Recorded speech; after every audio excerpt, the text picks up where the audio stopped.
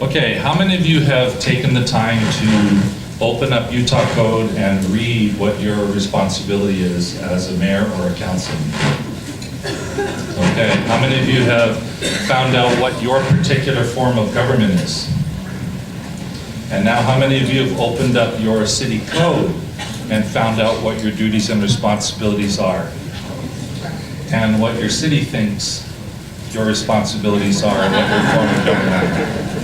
Okay, so you kind of have an idea then that the state and your city have adopted ordinances that very clearly delineate everyone's responsibilities. Do you think that your citizens understand what your responsibilities are as a council person or a mayor? Probably not. Your citizens will probably pick the phone up and try to call the mayor for just about anything, or they'll call their favorite council person and then they'll get that person to go do their dirty work for them. Mainly what we're looking at here is how do we, is this working now? It's still working there. Mainly what we're looking at here is how do we, as most of us are part-time volunteer people that have other jobs, how do we facilitate taking care of the needs of the citizens and the needs of the city while we are doing our other thing and working together with a full-time administrator who's taking care of the city, and that's their paid job to do it. And so that's kind of what Scott and I are here to talk about today. Thank you. As the mayor and I had talked about how we had handled our business while he was serving as mayor, I just made a couple notes, and then anytime you want to chime in if you want to clarify what I'm saying. One of the things that I found that was important for us is just communication in general. So as the city manager, my job is to just take care of the day-to-day stuff. The big decisions, and there's things that are going on in your city that the mayor needs to be a part of, and the mayor needs to be have some input on. But there's other things like, you know, should we change out the couches in our rec center? Should we change this out or do some of those things? And that's generally what your staff takes care of, so you don't have to deal with the basic day-to-day operations. So as a manager, as there's things that come up on my plate, brought up by department heads, brought up by our citizens or things like that, then I would I would generally handle most of those things. That's what I was paid to do. That's what my job is. If there were things that I thought, man, this, I'm not quite sure what to do, or I think this is the right thing to do, but this is going to be kind of a big decision, or if it was going to be highly political, then I would loop the mayor in and I would call up Mayor Daniels and say, Mayor, here's what's going on. Here's what I think. Let me know what you think. And then a lot of times we would kind of get together and say, okay, this is how we're going to do this. Now, if there's certain things that were going to require extra money, or something that you know, was outside the parameters of the budget, or if it was a decision, sometimes the mayor would say, you know what, we got to bring the council in. Let's present this to them and have them part of the decision making on this. And so him and I would kind of work through that. So for the most part, we could take care of a lot of things. And but we developed a great relationship to, you know, I mean, I felt very comfortable working with him. I think he felt comfortable working with me, so that, I mean, really, as the day would go on, if there was anything that I would declare, that in my mind I would think, man, I got to get the mayor involved on this, then I'd make a note. Because the mayor, he's busy. Our mayor owns movie theaters, and he does a lot of, and he's busy in his professional job. So that if he popped by the office, which was usually a mistake, because then I'd corner him for 30 minutes, and I'd go over my list. If there was anything urgent in nature, I'd just call him. I'd give him a call and say, hey, Mayor, here's what's brewing right now. I need some guidance. I need some help. And then he would chime in. So I tried to be respectful of his time, with an understanding that, you know, that he does have other things going on in his life. So that was my method of doing that. We would, one thing I liked is that, again, we developed a personal relationship. I've had I think I've had 6 mayors in my career. And every mayor I've worked with, we have been able to develop a personal relationship to where we're not always talking city business. I mean, I'd love to pick the mayor's brain on how his job is going and what he does for a living, because I like movies and it's kind of interesting to me. So we would spend time talking about those things, not just whatever the city business is. And so what was important is that we developed a level of trust with one another. Because there would be times that maybe I'd make a decision and we would move on something, and the mayor would have to say, hey, Scott, I think I needed to be involved in that. And so we had to find out what our rhythm was. We had to find out those things that he wanted to be involved in, or things that he was completely comfortable that I would just run with and take care of. And every mayor I've had, that's just how you start it. You sit down and you talk about those things. I got a new mayor now, back there in the corner, Mayor Fugel. And he stopped by my office 2 days ago, I think for about a 5-minute, and we ended up for about 2.5 hours talking about our relationship and how we're going to handle things.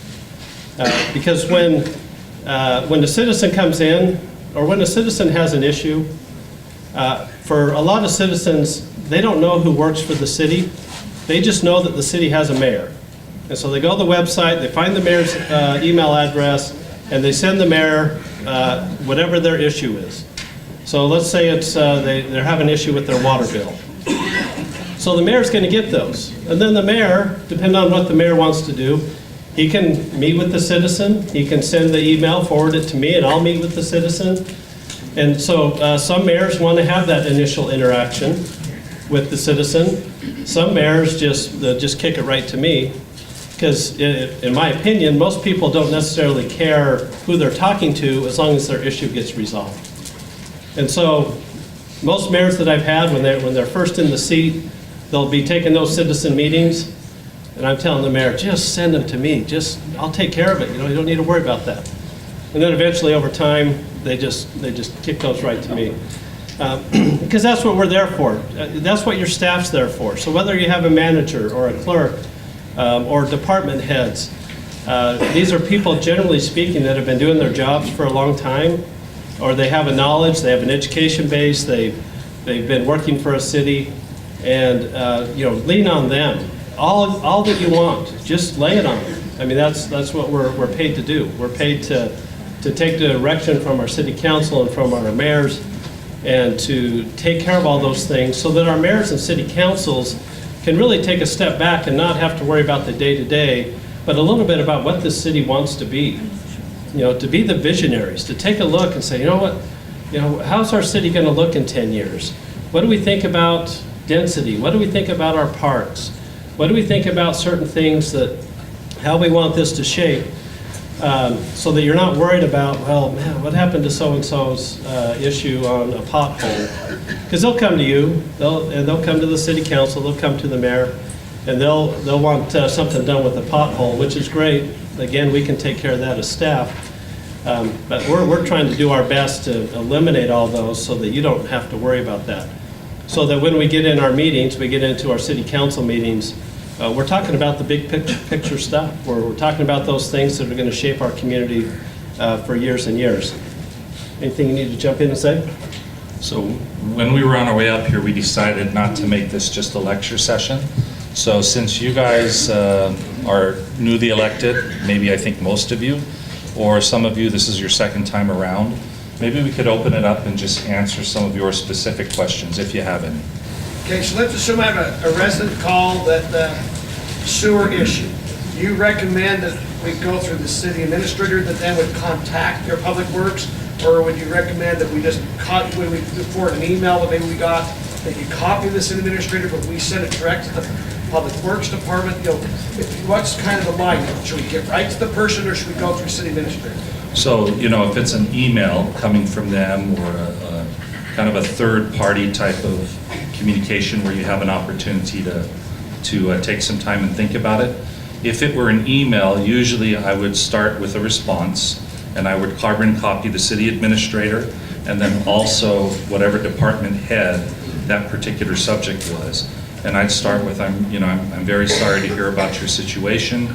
I don't know very much about this, but our our City Public Works Director, Marty Beaumont, would be very happy to meet with you and address these issues. And if for some reason he's not able to, then feel free to contact Scott Darrington. And then at the bottom, again, I'm very sincere about this, and if for some reason you don't reach the satisfaction you need, then please feel free to contact me again. I just had, some of this is a little bit of a form of government thing as well. There are some cities where the city manager has the purview over the department heads. In our form of government, our department heads serve at the mayor and the city council. They're appointed by the mayor and city council. In other forms of government, your department heads report directly to the city manager. So in our form of government, the department heads report to me, but it's very appropriate for our mayor to do that. And so if you have a question on that, part of it is, you know, what is your form, but it's really sitting down with your city manager and administrator and saying, okay, how do we want to work this? Because that's one of those things, I mean, I'm okay. It's great if our mayor goes right to a department head. I do like to be copied on it because then it becomes my job to follow up with the department head to make sure it gets done. But again, you know, work with your city manager and make sure because that's one of those nuanced things, and that's one of those things that can sometimes cause conflict because you're trying to define the roles as to what your responsibility is. And again, the mayor talks about the code, and there's the code and there's the culture in your organization. And sometimes the code and the culture don't necessarily line up, but if everybody's okay with the culture, then it's okay to proceed that way, in my opinion.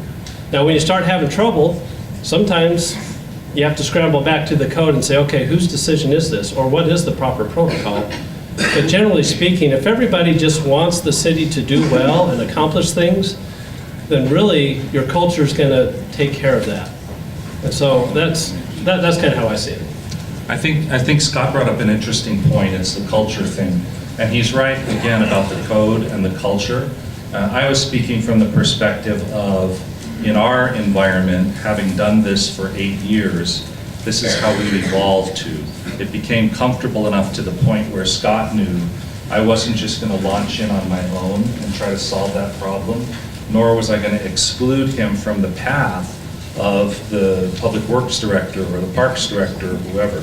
And he was comfortable with that person being notified directly by the mayor. Now, also, whichever form of government you're in, think about this from the citizen's perspective.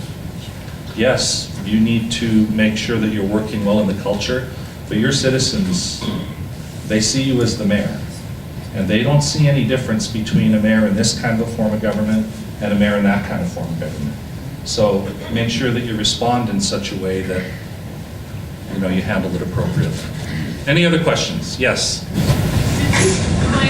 Was the workload such that you needed a personal assistant or someone to help you? I'm sorry, I can't hear you. Sorry, was your workload such that you felt you were in need for a personal assistant or someone to help you with emails, etc.? Oh. So when I ran when I was mayor the first time, I devoted almost full-time effort to the city.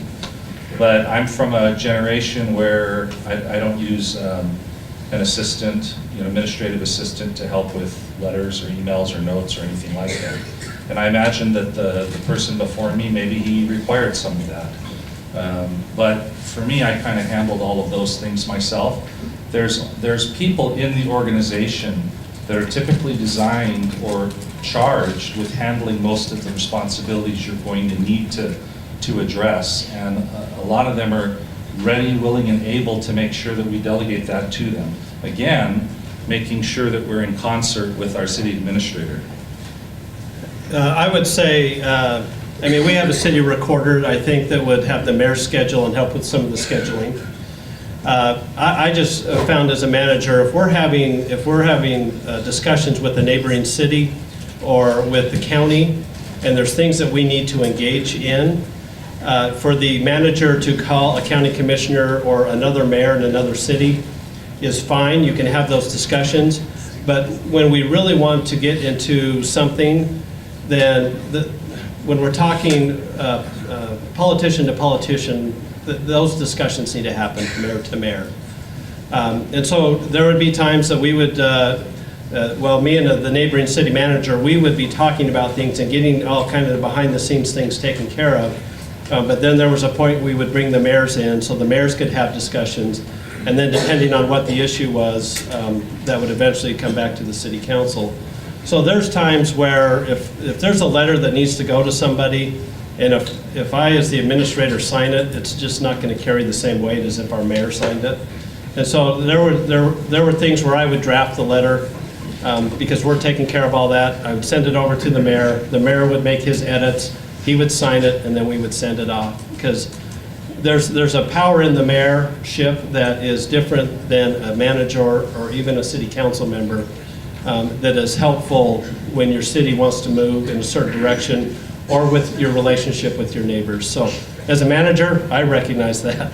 There was plenty of times where it's like, Mayor, I need your pull. You know, I need your name on this so that we can get some action that's going to be beneficial to us, because me as the manager, I can't get us there. Other questions? I'm a new city council member and obviously very excited to implement some of my ideas, but I also want to be cognizant of the city manager who's been there for years and the current mayor who's also been a city council member for years. What advice would you give to somebody like me to not be so like getting out of the gates quick and maybe getting off on the wrong foot and maybe being more collaborative? So I just hope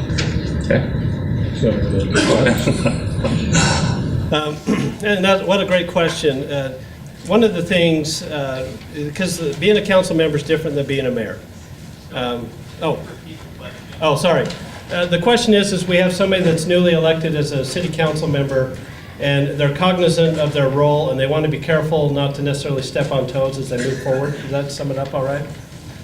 And so as the city manager, and I hope most city managers do this, when somebody's newly elected, there's a sit-down that takes place where you can talk about the roles and the responsibilities of the council member, of the manager, and of the mayor, so that there's an understanding of this is what you do, this is what I do. Because in my experience, eventually you'll step on each other's toes.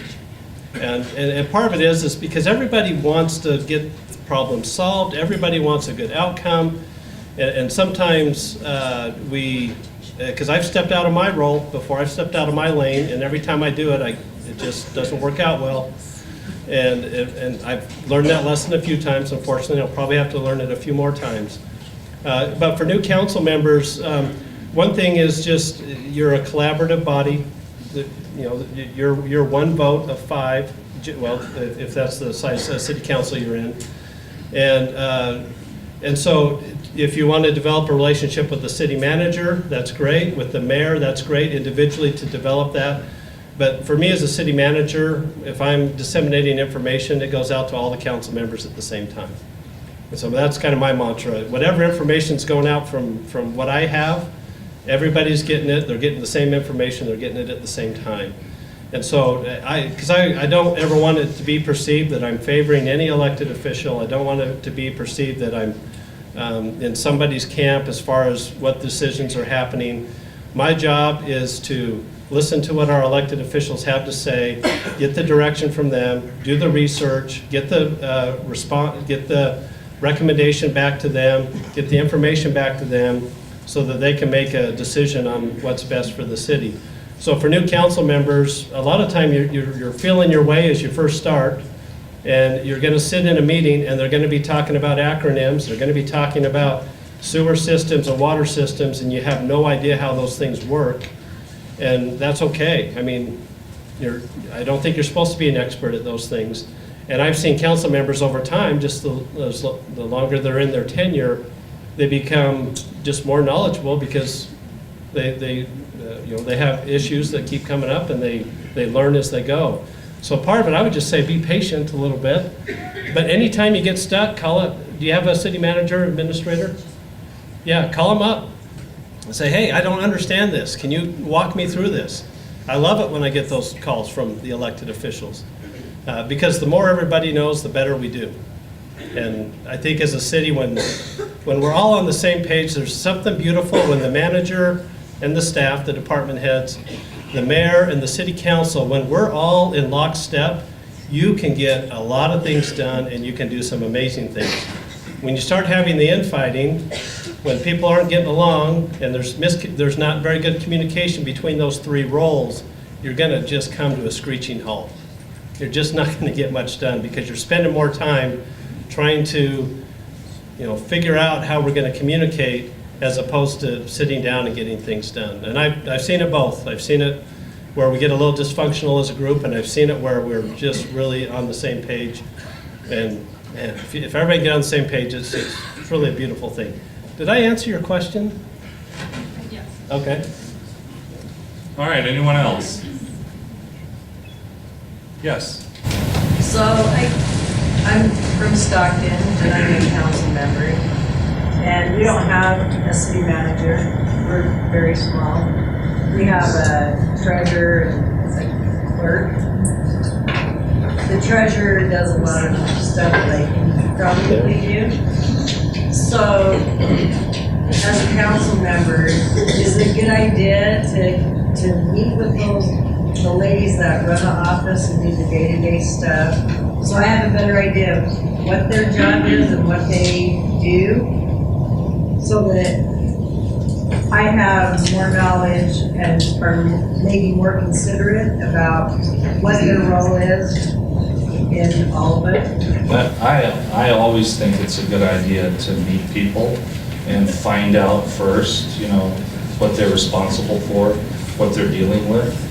And it makes me much more compassionate in my thinking Right. before I go launching off and, asking them to do more or try something that's already been tried or, something the budget won't handle. Because then you're gonna work as a group, as a team, not just as council members, but, because it takes all of us to run our town. Right. And none of us are really more important than anyone else, because it takes all of us to make it run. So I think if we do meet with the different people, that it makes us more compassionate.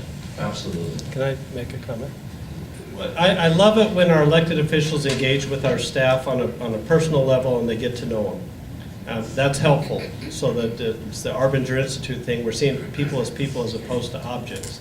And the only way that relationship happens is you sit down and get to know somebody. The only caution that is if you're a council member and you start learning about what they do and you want them to do something differently, the council member doesn't have the authority to give them direction on on what they need to do. So if I have a council member that comes to me and says, hey, Scott, I think we need to do this differently in our public works, then I'll listen to that and say, okay, we'll take a look at it. And, is that a good thing or not? Because sometimes we get some pretty good ideas coming from our elected officials. And then if that's what we want to do, I bring it. In our form of government, the mayor is the one that is overseeing those types of things. So you put it on the agenda for a meeting. It depends on what it is. Okay. There are certain things that I think would be appropriate to get on an agenda and have the council decide that as a group. There's other things I think it's appropriate just to take to the mayor. And again, you're going to have so many issues where you're not quite sure, okay, this is how we need to handle it, that over time you kind of, like you said, you get into your rhythm that's the city manager all the way. And what you have, a little less staff, and it's tougher. I think there's more of a burden on council members and mayors when you're in small towns because you usually don't have a budget to afford professional staff and people that have done those things for a long time. But again, it's just kind of feeling your way through the roles. So. Okay, I think we're done here with our time. I just want to say, as one who's retiring, thank you to you guys who are willing to step up and try it.